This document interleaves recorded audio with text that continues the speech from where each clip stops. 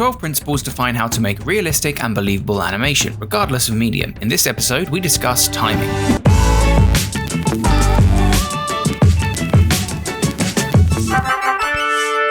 TipTut.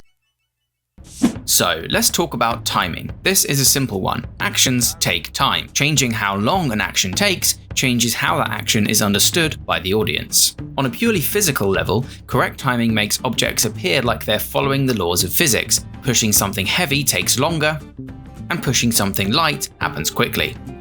If your character is jumping in the air and they move too quickly, it doesn't look realistic or convincing. The same for too slowly.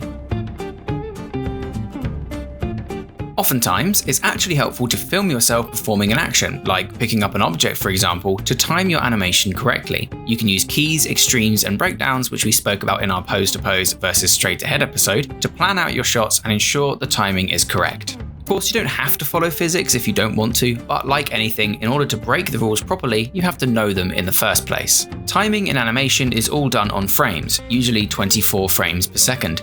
This means 24 drawings are needed to fill a second of footage. This is called animating on ones. Usually, animators animate on twos, drawing every other frame to save time, but also to stop things like line wobble or boil on frames that are very similar, which can be pretty distracting. Usually, animators will switch between twos and ones depending on the action. For very fast or complex motion, animate on ones, or some of the detail might get lost. For most motion, animating on twos or even threes if you're doing cheap anime seems to work fine.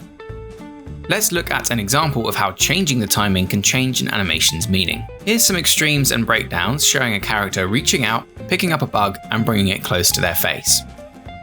If we use just a few frames for this animation, our character is snatching up the bug to stop it getting away, or even to squish the poor thing.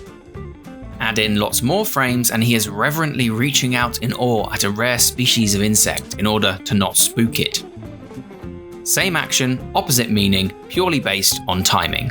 As you can see, timing is a very powerful tool to have and understand in your arsenal, and knowing how to use it properly can change your entire animation game. That's it for timing. Make sure you've subscribed and you ring the notification bell to be notified of the next episode where we discuss exaggeration, and I'll see you next time on TipTut.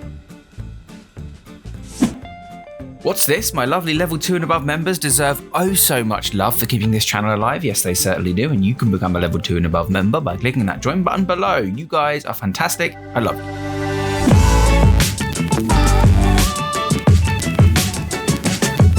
Remember to subscribe for more tips, tricks, and tutorials. Thanks for watching.